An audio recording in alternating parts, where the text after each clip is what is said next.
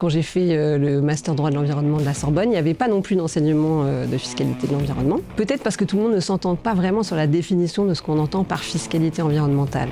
Et peut-être aussi parce qu'elle est un peu diffuse. Elle se cache. Donc elle va un peu discrètement se mettre à droite, à gauche, mais on ne va pas avoir d'effet d'annonce sur ce qu'est la fiscalité environnementale. Les nouvelles frontières de la fiscalité, #N2F, point d'exclamation, parce qu'on essaie de décrypter ce qu'il se passe dans les stratégies fiscales. On essaie de mieux comprendre l'avenir de la fiscalité. On a l'ambition d'essayer de vulgariser tous ces éléments bien complexes. Et comme on a parlé d'immobilier, comme on a parlé des grandes stratégies des États, eh bien, on s'intéresse aussi aux enjeux de société. Et dans les enjeux de société, il y a l'environnement. Et donc, pour parler d'environnement, on a réussi, avec la rédaction, avec Tiffaine, avec Hervé Vanrier, à vous dénicher une spécialiste de fiscalité environnementale qui a même poursuivi des études en droit de l'environnement. Bonjour Cécile de Smet. Bonjour Stéphane Mahler. Vous êtes associé de Dalveny Avocat, un petit mot sans faire de la promo, mais de votre bonheur actuel. Oui, j'ai eu la chance de rejoindre le cabinet en janvier 2020 pour créer avec Guillaume Massé la pratique fiscale du cabinet qui était jusqu'à présent externalisée.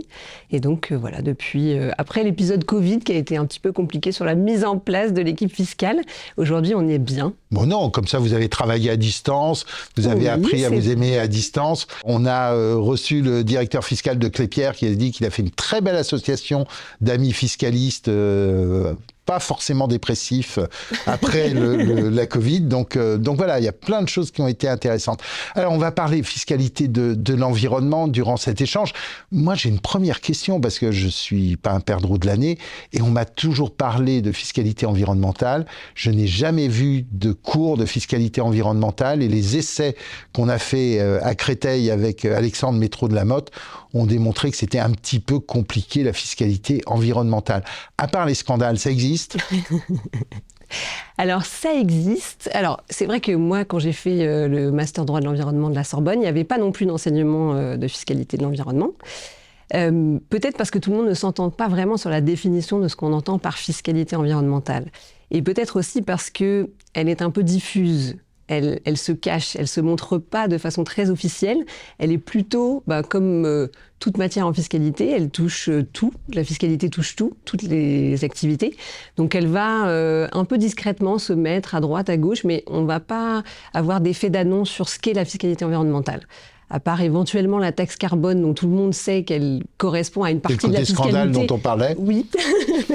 Donc on remettra peut-être pas de la TVA sur le carbone, mais en tout cas, il y a des choses où d'emblée tout le monde sait qu'on parle d'environnement, et puis il y en a qui sont un peu plus discrètement, mais qui ont un effet induit sur la protection de l'environnement ou en tout cas la transition énergétique. Alors cette diffusion, ce patchwork, ça permet de rendre la fiscalisation douce, mais c'est peut-être pas forcément la volonté du législateur. Il y a un élément compliqué dans les lois de finances françaises, c'est le fléchage de la dépense, c'est ça, c'est comment est-ce qu'on arrive à vraiment avoir une taxe environnementale pour de l'environnement. Oui, c'est exactement ça. En fait, on a du mal, ou en tout cas pour l'instant, les gouvernements ont eu du mal à assumer que ces taxes seraient affectées aux projets transition énergétique, aux projets environnementaux.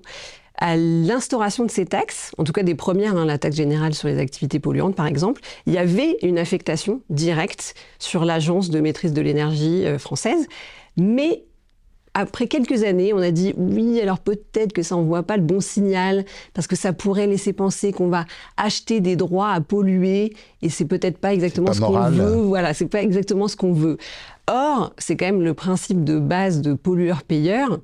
C'est pas que acheter du droit à polluer, c'est acheter du droit à polluer pour que derrière, ce soit plus cher d'aller vers une activité polluante qu'une activité qui est moins polluante. Et c'est reconnaître aussi qu'il y a des activités polluantes dont on ne sait pas se dispenser en l'état actuel de la recherche, en tout cas. Tout à fait. Et de dire, après tout, il y a un prix à payer sur ce coût d'utilisation d'activités qui, pour l'instant, n'ont pas de solution harmonieuse en termes de respect de la nature. Alors, pollueur-payeur, ça c'est un élément, mais au-delà des questions énergétiques, il y a plein d'autres éléments d'accompagnement en termes environnementaux.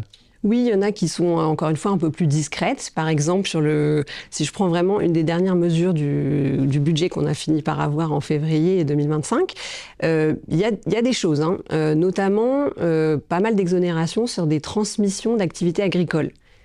L'objectif affiché, c'est de pouvoir permettre la circulation de ces activités agricoles et d'aider les jeunes agriculteurs pour que ce soit pas trop lourd à s'installer. Mais l'effet induit, et effectivement, il faut soutenir le secteur agricole, mais l'effet induit, c'est aussi qu'on va laisser ces terres à vocation agricole.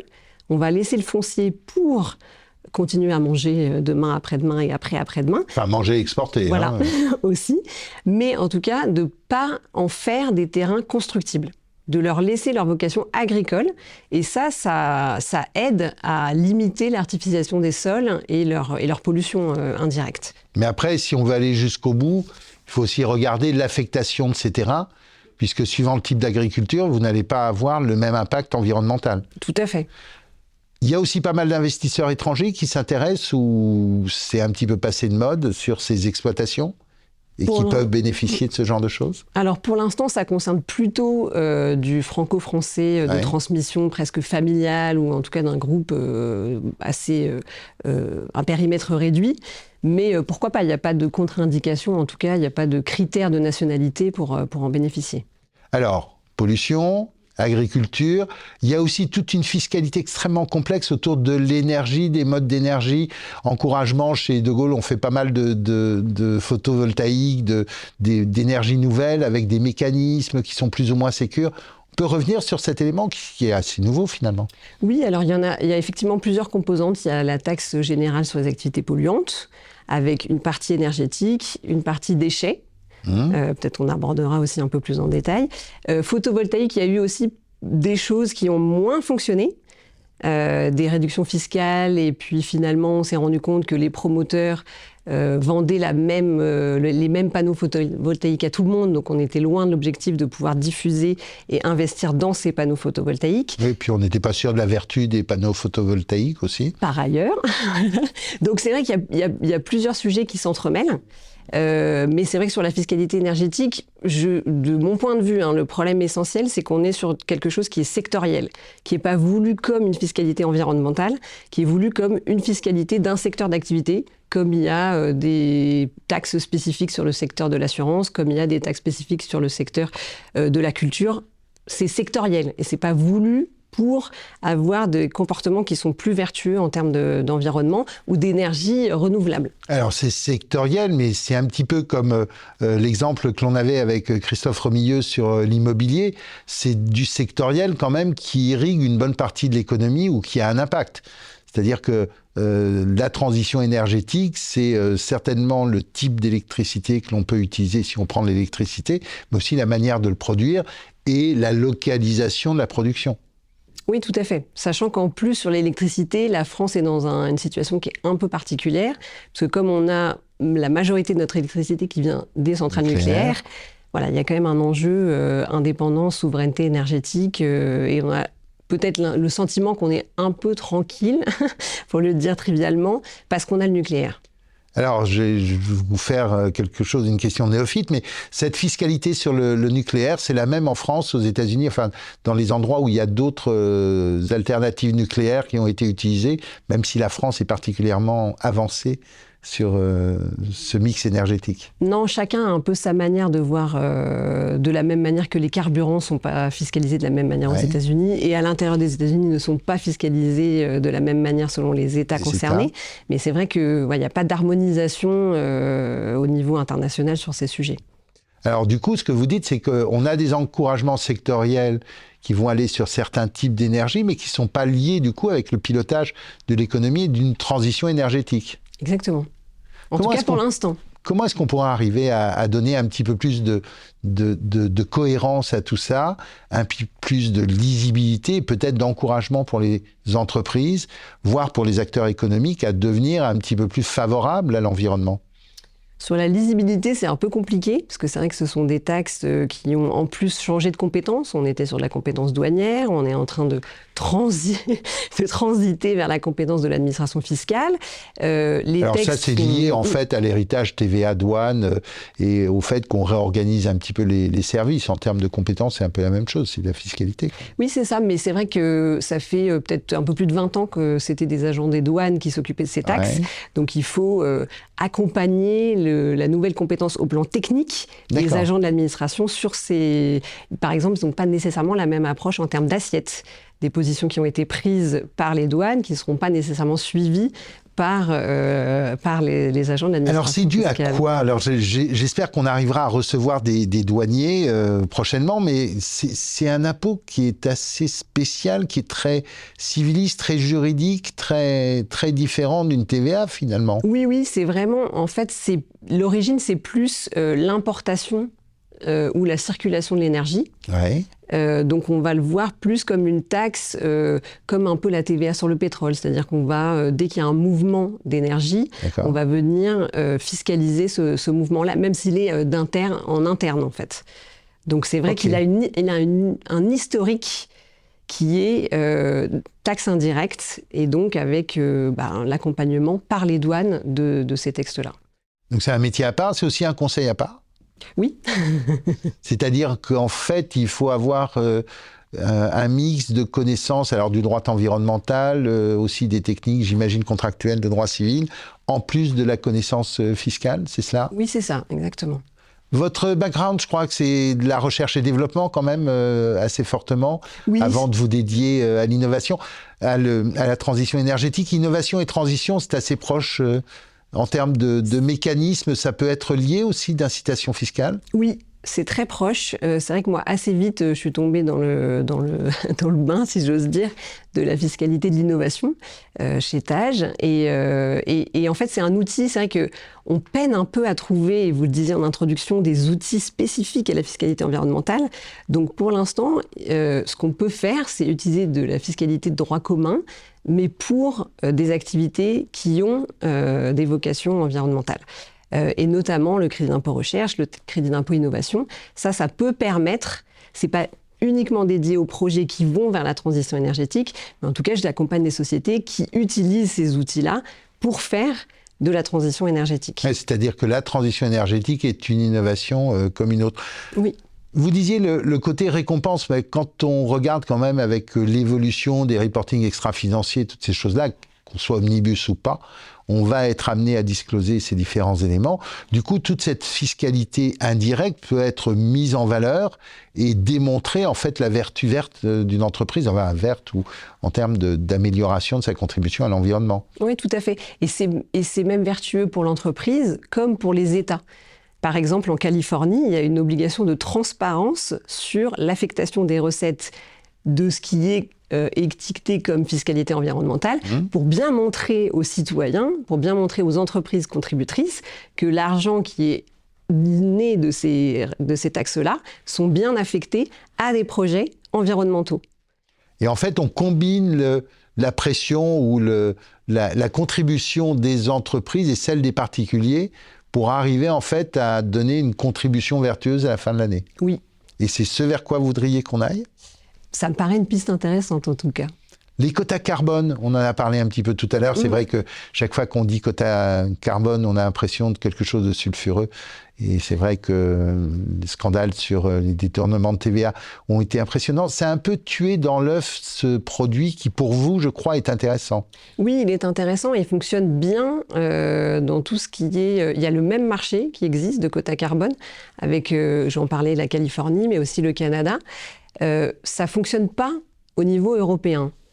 Alors, si on essaie de comprendre pourquoi ça ne fonctionne pas au niveau européen, l'idée, c'est toujours la même, en fait. C'est que on va attribuer un certain nombre de quotas carbone aux entreprises. Ce nombre de quotas doit normalement diminuer progressivement. Et ça, c'est en fonction, en fait, de la production de carbone qui est liée à votre cycle, que vous décrivez maintenant dans votre reporting CSRD. Donc, il n'y a plus d'efforts à faire maintenant. Exactement.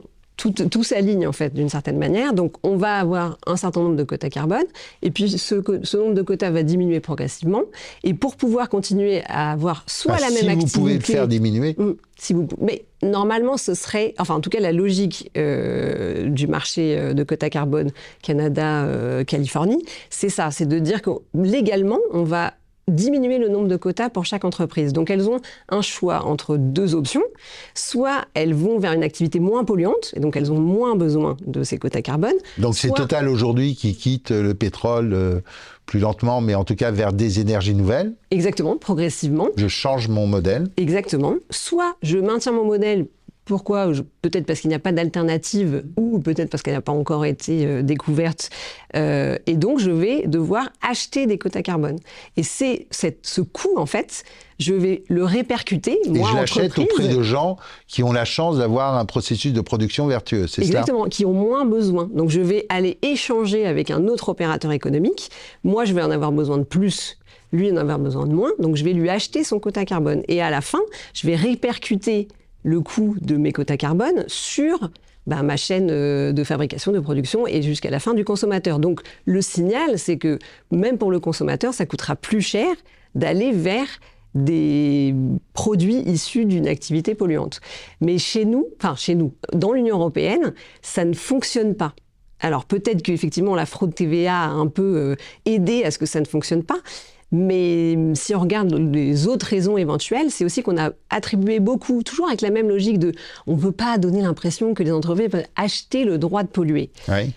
Donc on a attribué beaucoup de quotas gratuitement. C'est moral en fait. Oui. Plus qu'économique. Mais qui est du coup un peu, à mon avis, un peu dommage, parce qu'en fait, c'est pas autoriser les gens leur faire acheter un droit à polluer, c'est leur faire prendre conscience qu'une activité polluante, elle est plus coûteuse indirectement et pour toute la collectivité, parce qu'elle va engendrer de la pollution qui va engendrer des coûts de santé publique, etc., etc. Mais est-ce que aujourd'hui, c'est pas plus possible qu'à l'époque où on les a créés, parce qu'on a des indicateurs de mesure, parce qu'on a des reportings, parce qu'on sait que certaines activités vont polluer, donc on connaît un point de départ. Est-ce que vous en disiez, comme ça doit être vertueux, c'est par rapport à ce point de départ, comment est-ce qu'on progresse, comment est-ce qu'on s'améliore ? C'est un petit peu ça, en fait. Le crédit, ce serait comment, parce que je pollue moins, je reçois un titre encourageant que je peux aller monnayer sur le marché. Exactement. Alors peut-être que ce serait plus acceptable aujourd'hui, et je le souhaite, et ce serait vraiment une bonne chose.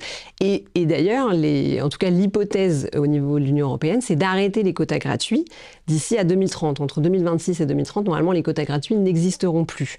Donc là, on aura une vraie loi de l'offre et de la demande sur les quotas en fonction de ce qui s'est passé dans les modèles économiques des opérateurs. Je vais poser une question stupide. Pourquoi est-ce qu'on ne le fait pas plus tôt, vu l'urgence que l'on a aujourd'hui, alors c'est vrai, les arbitrages peut-être à réaliser entre économie de guerre et vertu écologique, c'est un coût économique qui est important si demain on arrête...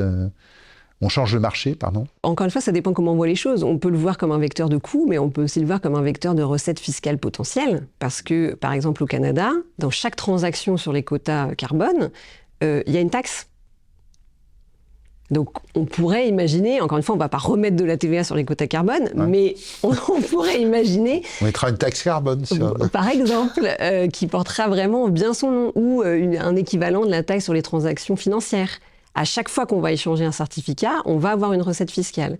Et en tout cas, dans mon idéal, cette recette fiscale supplémentaire, elle permettrait peut-être de rééquilibrer d'autres recettes pour qu'à fiscalité constante, ou en tout cas à pression fiscale presque constante, ça a été fait dans certains pays, notamment la Suède ou même les Pays-Bas, on arrive à instaurer de la vraie fiscalité environnementale, celle qui permettra demain, éventuellement, de changer le modèle économique vers quelque chose de plus vertueux en termes d'environnement. Après, nos amis canadiens ont des finances publiques qui peut-être encouragent ce type de technique, puisque en fait, tous les efforts sont réattribués sur la vertu écologique développée. Oui, il faut qu'on se rapproche des Canadiens. Moi, je suis d'accord avec ça. Je suis d'accord avec ça, même si là, ils veulent un peu toucher quand même, le nouveau Premier ministre veut quand même remodifier un petit peu la taxe carbone canadienne, mais la maintenir sur les entreprises. J'ai vu passer des articles de journaux sur la fin de la taxe carbone au Canada.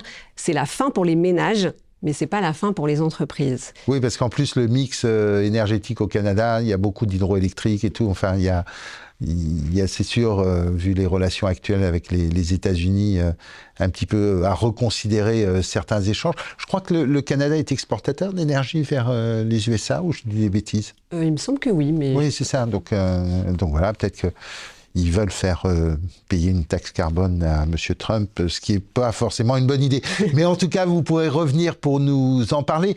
Un rêve avant de partir, pour qu'on ne vous pose plus la question, finalement, est-ce que la fiscalité verte existe ou la fiscalité de l'environnement existe? Parce que ce n'est pas que vert, finalement. Alors, elle existe, elle mériterait peut-être d'être plus assumée.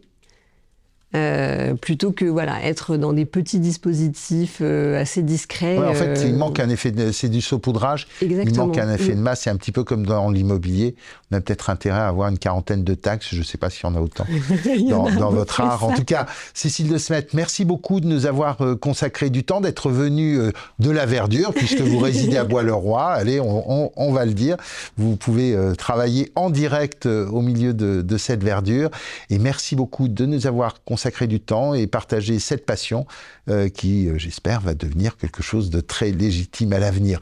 Encore un immense merci à l'ami Liaison Groupe Carnov de nous avoir accueillis dans ses locaux pour vous permettre, nous l'espérons, de vous donner encore plus envie de pratiquer la fiscalité, d'imaginer la fiscalité, de contribuer à la fiscalité. Vous serez peut-être un petit peu obligé, mais avec encore plus d'intelligence qu'avant. Merci à Hervé et merci à Tiffaine pour nous avoir permis ce tournage avec bienveillance et on vous dit à très vite au mois prochain. Bye!